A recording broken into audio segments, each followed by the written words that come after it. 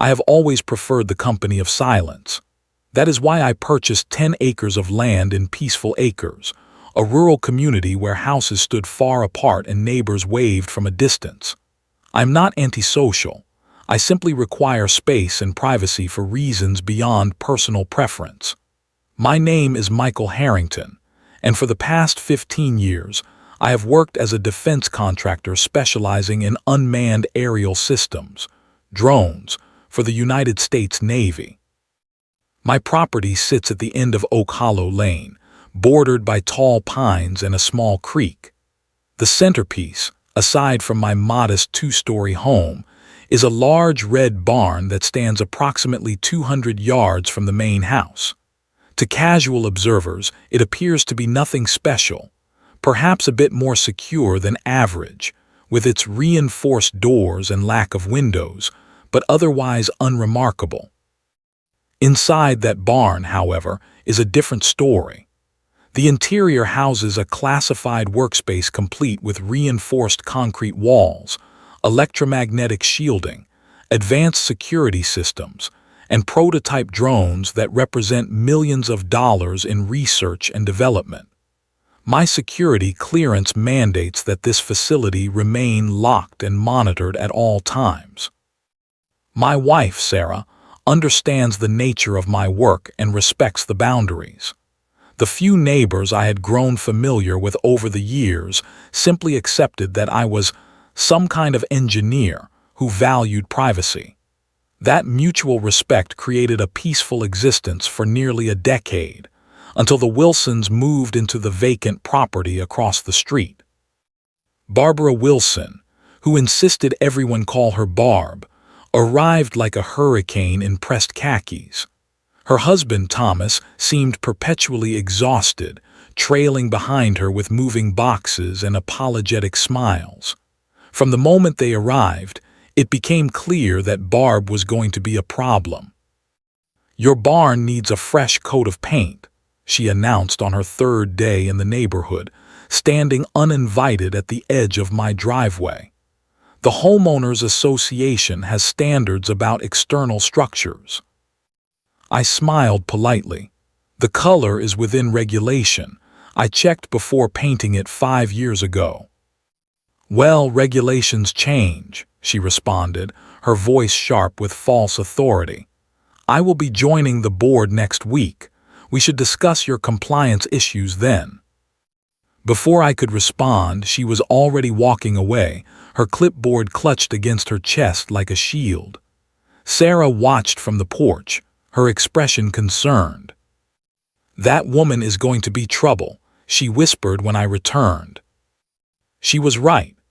Within 2 weeks, every mailbox in Peaceful Acres contained a bright yellow flyer outlining new community standards that mysteriously aligned with Barbara Wilson's personal preferences.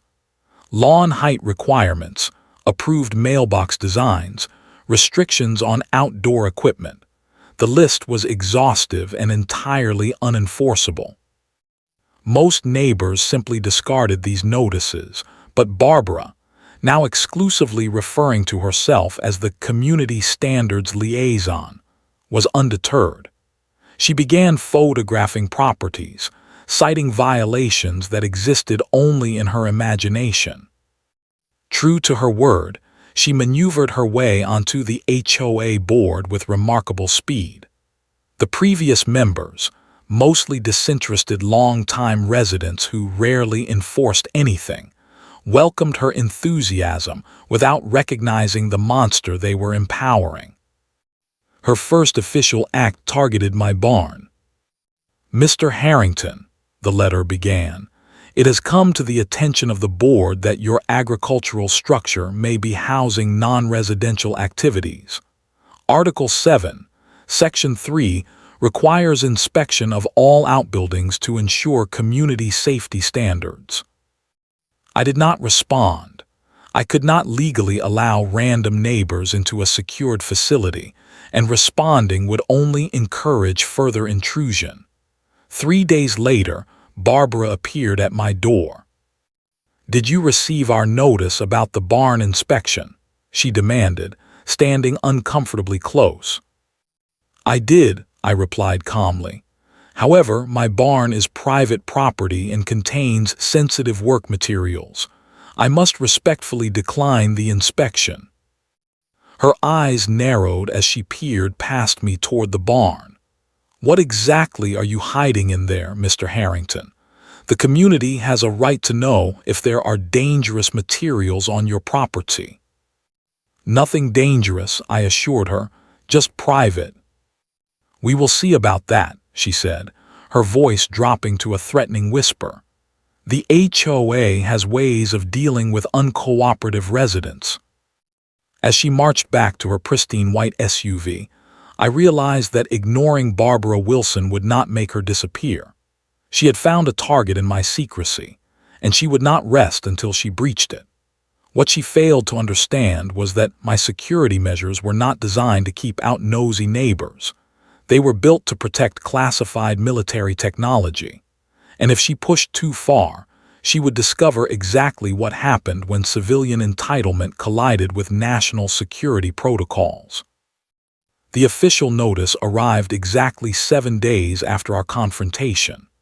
Printed on HOA letterhead and bearing Barbara's elaborate signature, it detailed alleged violations regarding my barn, non-compliant exterior maintenance, suspected commercial activity in a residential zone, and most absurdly, potential environmental hazards requiring immediate investigation. The fine attached was $500, payable directly to the HOA account that Barbara now controlled as treasurer. I placed the notice in my growing file labeled Wilson B. and continued with my work.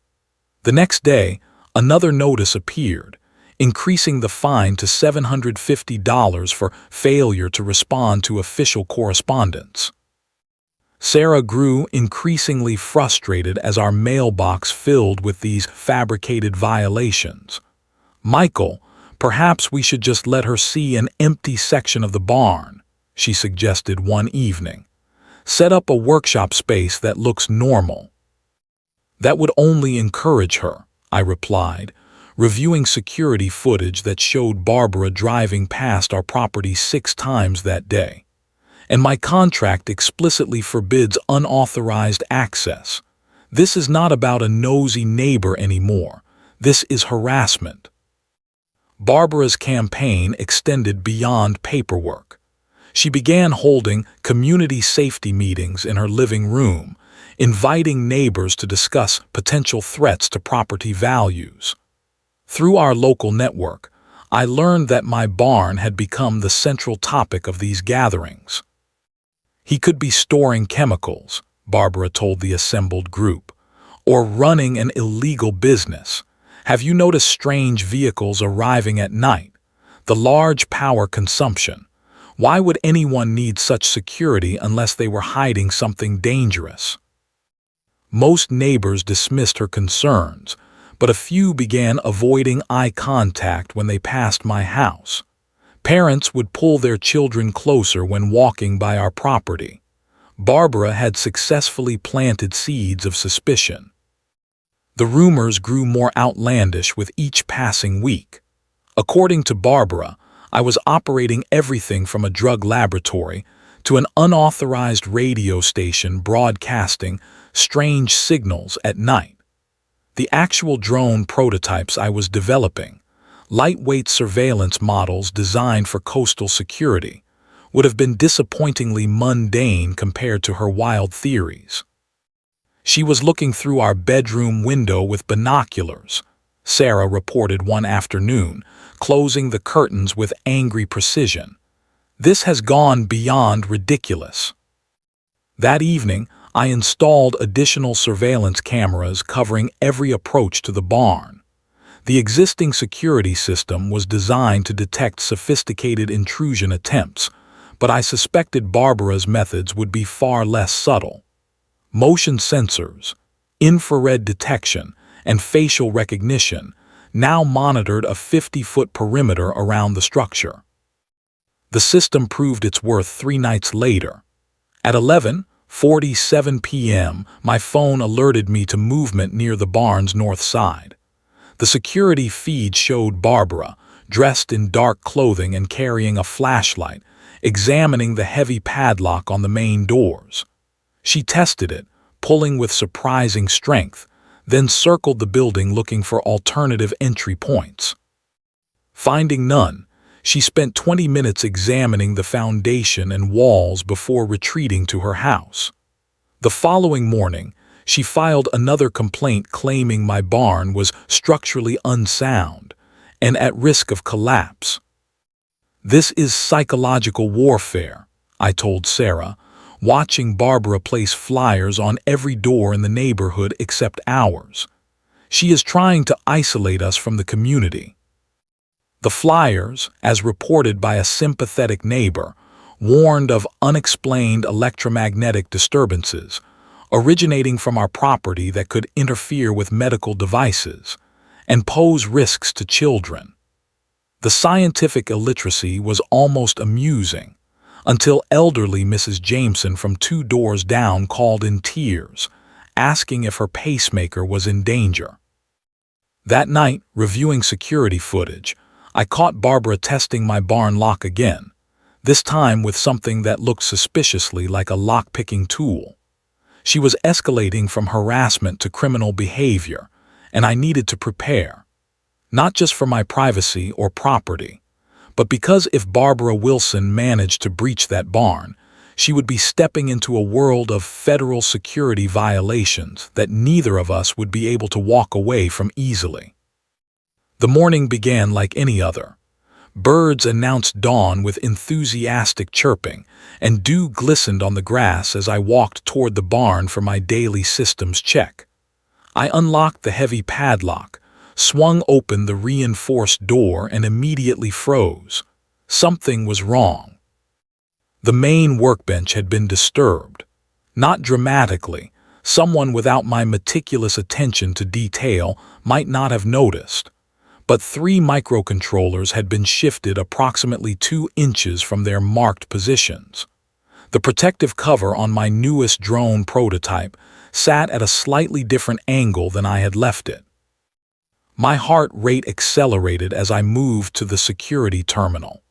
The silent alarm had been triggered at 2:17 a.m., but because it was designed to detect intrusion without alerting the intruder, no external warning had sounded. I pulled up the night's security footage and felt my stomach tighten. There she was, Barbara Wilson in dark clothing, somehow inside my secure facility. The footage showed her using what appeared to be a professional lock-picking set on the main entrance. After 15 minutes of determined effort, the heavy lock had yielded. Her face displayed triumphant satisfaction as she slipped inside, flashlight beam dancing across the equipment.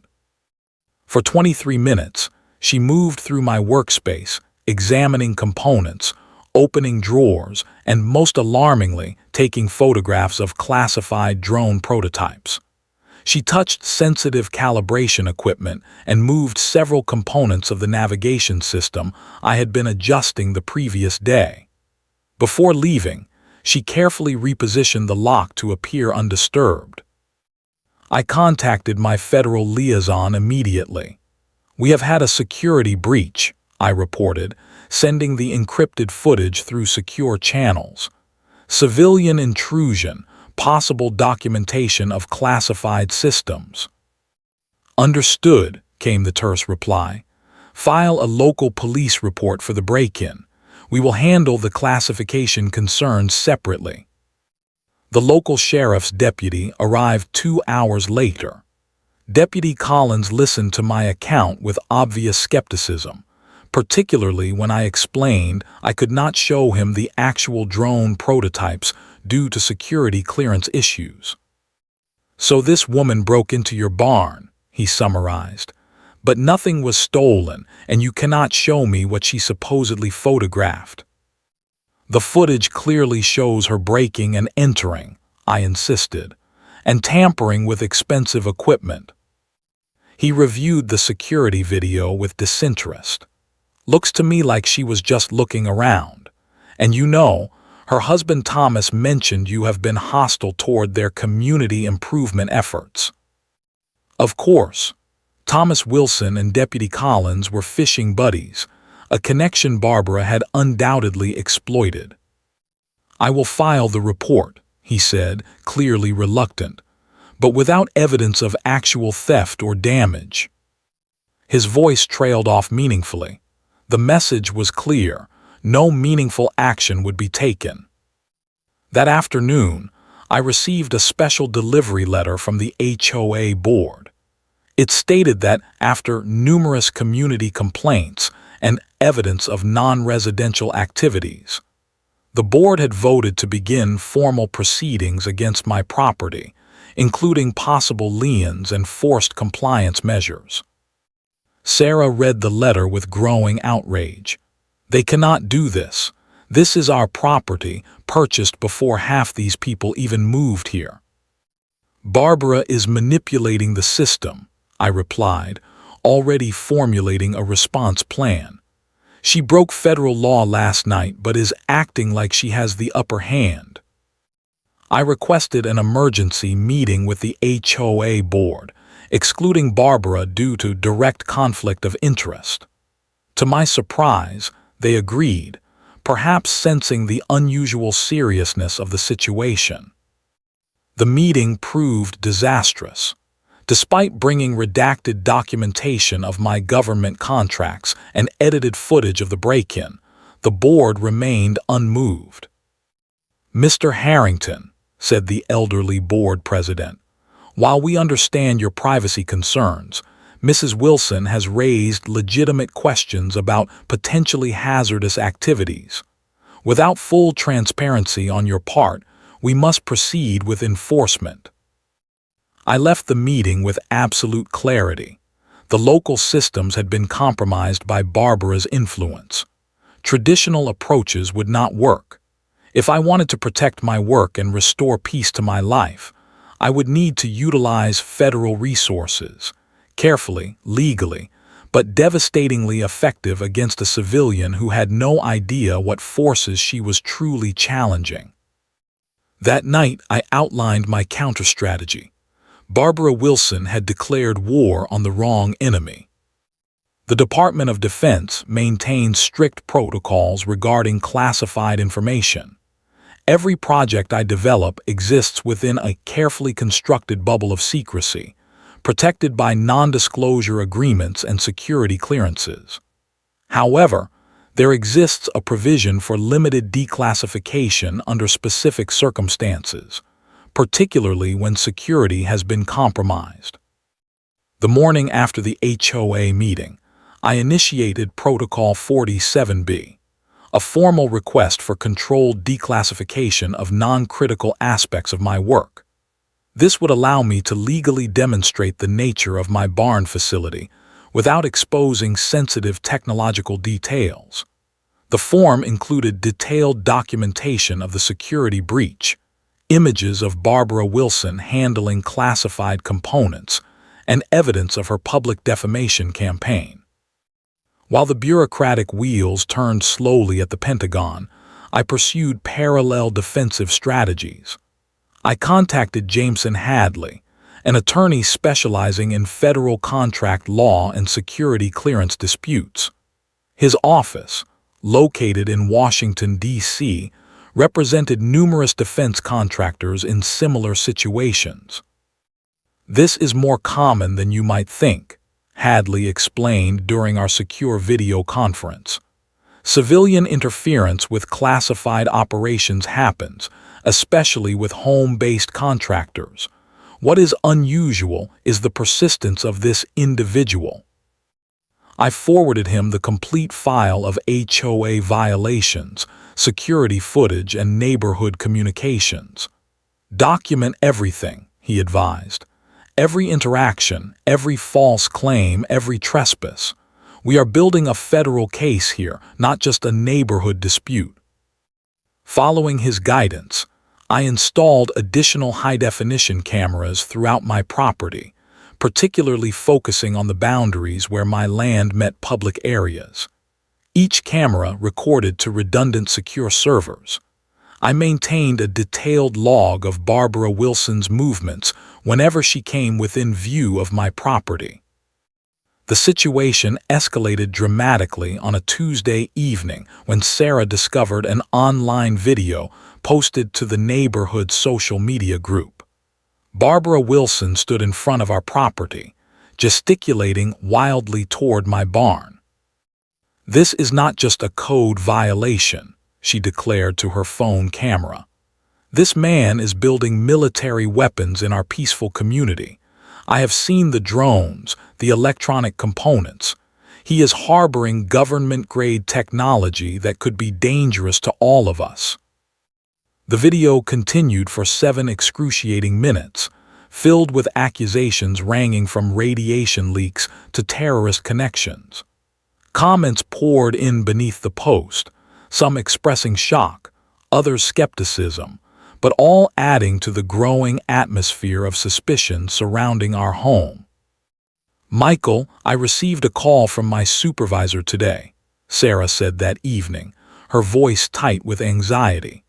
"Someone contacted the school board questioning whether it was safe for me to work with children given what might be happening at our home." Her position as an elementary school librarian had always been separate from my work, a deliberate buffer of normalcy we both valued. Now Barbara had targeted that too. "This ends soon," I promised, forwarding the video to both my federal liaison and attorney Hadley. "She has moved beyond harassment into potentially criminal defamation." That night, as Sarah finally fell into troubled sleep, my phone vibrated with a security alert. The barn sensors had detected movement. I pulled up the live feed to see a familiar figure, Barbara Wilson, making her second unauthorized entry. This time she brought a small bag that appeared to contain additional equipment. I watched in disbelief as she spent 47 minutes inside my classified workspace, methodically photographing components and taking notes. At one point, she removed a small sample of composite material from a prototype wing, actual theft of federal property. Instead of confronting her directly, I let the cameras record every moment, every action, every federal crime she committed with such casual entitlement. When she finally left, carefully relocking the door behind her, I had compiled enough evidence to potentially send her to federal prison. But prison was not my goal. Justice was, comprehensive, public, and instructive justice that would not only remove Barbara Wilson from my life, but ensure she understood the magnitude of her miscalculation. The declassification request had been expedited following the online video.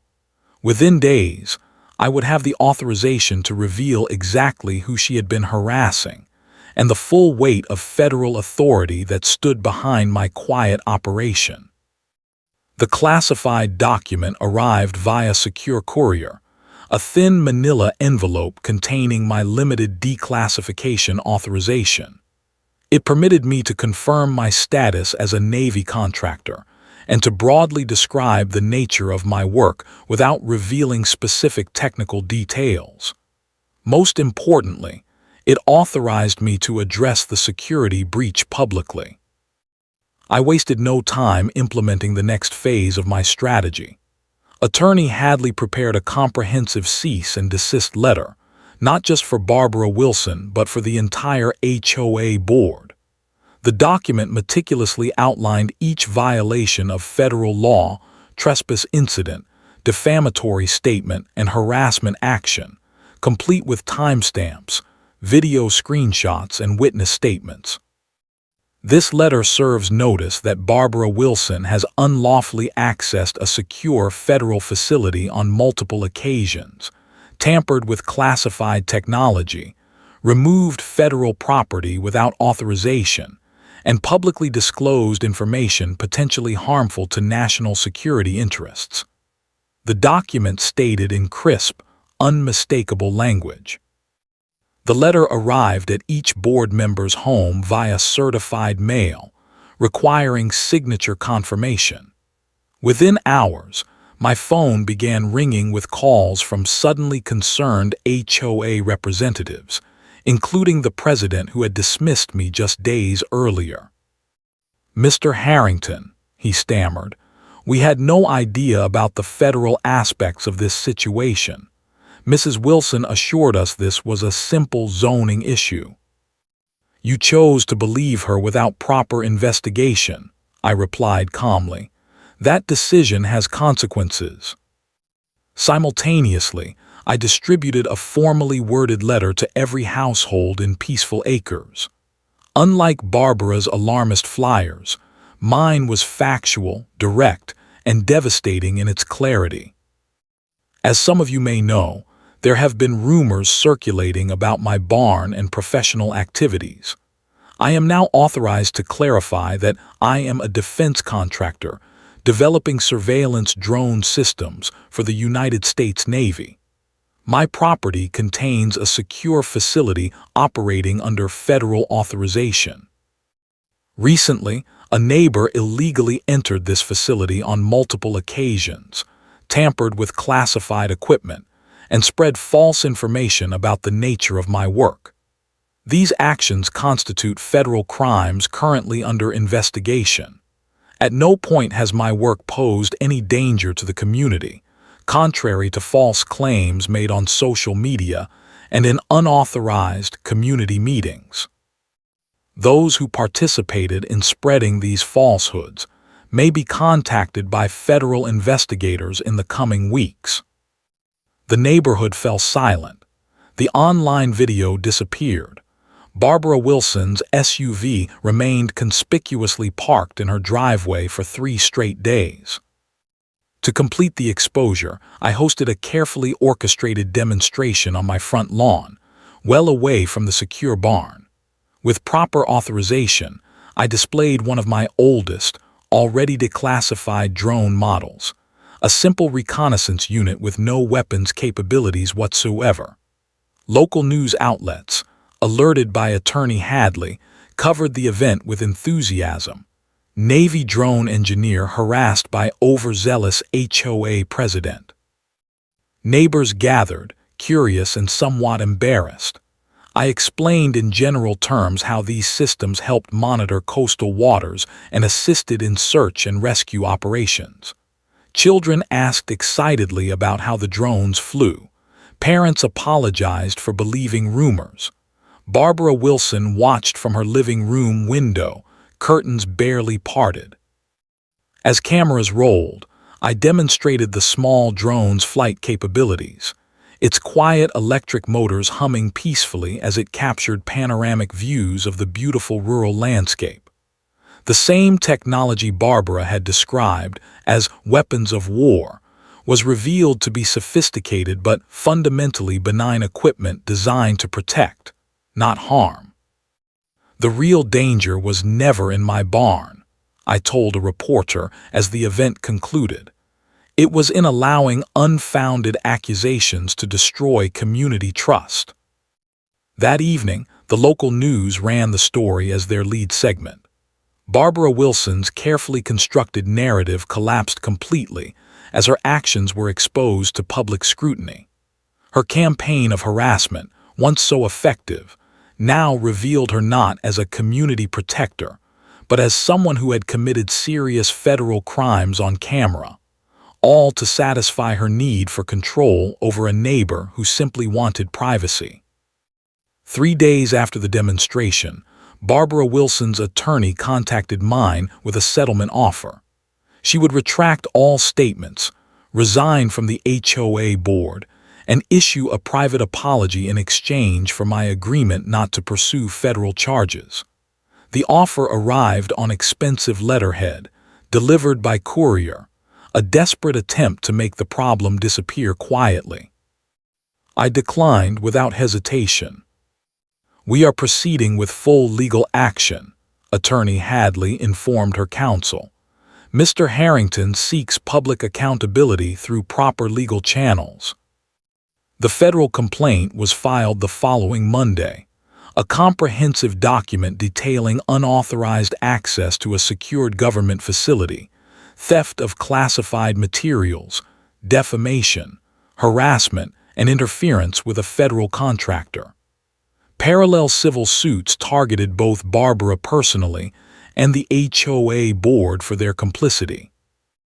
The morning the lawsuit became public record, Thomas Wilson resigned from the HOA board, citing personal reasons. Neighbors reported raised voices from the Wilson residence throughout that day and night. Barbara's SUV disappeared for 2 days, returning with her sister, apparently brought in for moral support during the growing crisis. The preliminary hearing was scheduled for the county courthouse, an imposing granite building in the center of town. News vans parked outside as the case had captured regional attention.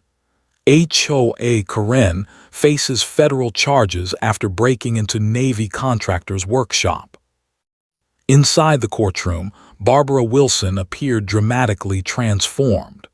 Gone were the pressed khakis and authoritative clipboard. She sat beside her attorney in a conservative blue dress, her expression carefully crafted to convey remorse and confusion. When the charges were read, she dabbed at invisible tears with a white handkerchief.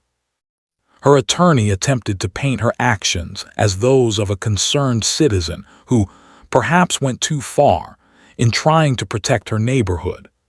Mrs. Wilson had no knowledge of the classified nature of the facility, he argued. She was merely investigating potential code violations as part of her HOA responsibilities. The facade crumbled when the prosecution presented their evidence. High-definition video showed her methodical lock-picking, her careful photography of clearly marked classified equipment, and her deliberate theft of materials. Most damaging was audio captured during her second break-in, in which she could be heard speaking on the phone. "I am inside again. Definitely government drone tech. After we force him out, this place will be worth a fortune." The HOA president testified next, visibly uncomfortable as he admitted the board had never authorized Barbara's investigations and had simply followed her lead due to her forceful personality. "We never voted to pursue Mr. Harrington specifically," he confessed. Mrs. Wilson conducted that campaign independently. By mid-afternoon, 3 additional board members had testified, each distancing themselves from Barbara's actions while acknowledging their failure to verify her claims or follow proper procedures. The HOA itself began to fracture under the scrutiny, with the president announcing his resignation during a court recess. The judge, a no-nonsense woman with 20 years on the federal bench, made her displeasure evident throughout the proceedings. When Barbara finally took the stand and attempted to portray herself as a misunderstood community advocate, the judge interrupted her testimony. "Mrs. Wilson, this court has watched video evidence of you committing multiple felonies," she stated firmly. "Your revisionist account strains credibility beyond its breaking point." The ruling came swiftly.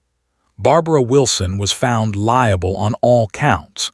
She was ordered to pay substantial damages for defamation and property interference, plus restitution for security upgrades and legal expenses. Though federal criminal charges remained pending with the possibility of jail time, the civil judgment alone was financially devastating. Most satisfying was the permanent injunction barring Barbara Wilson from coming within 1,000 feet of my property or contacting me or my family through any means. Additionally, the court ordered that my barn facility be officially recognized in county records as an authorized government contractor site exempt from HOA regulations.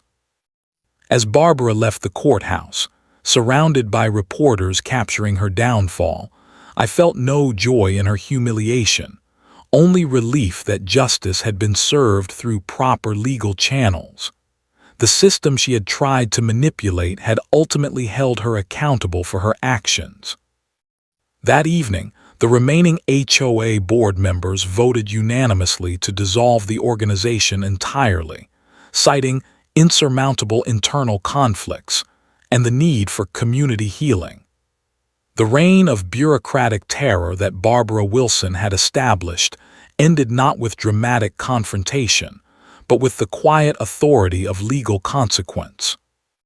Spring arrived in Peaceful Acres with a tangible sense of renewal. The HOA, now reorganized as a voluntary neighborhood association with no enforcement powers, focused solely on organizing community picnics and maintaining the small park at the center of the development.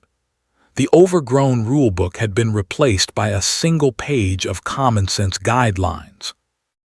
The Wilson house stood empty, a for sale sign swaying in the breeze. Barbara and Thomas had relocated to another state following the conclusion of the federal investigation.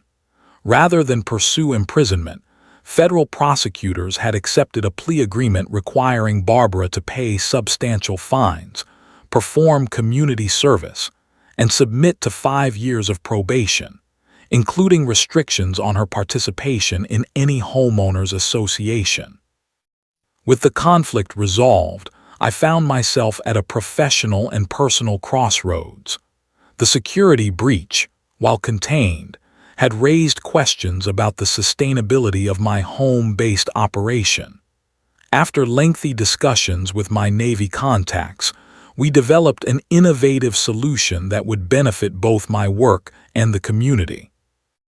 The secure portion of my barn remained dedicated to classified projects, now with significantly enhanced security measures. However, I converted a section of my property into an educational space where I began offering free STEM workshops for local students. Under proper supervision and with necessary clearances, high school students could now learn drone programming, engineering principles, and aeronautics in age-appropriate, unclassified sessions. Today we are going to learn how drones assist in environmental conservation.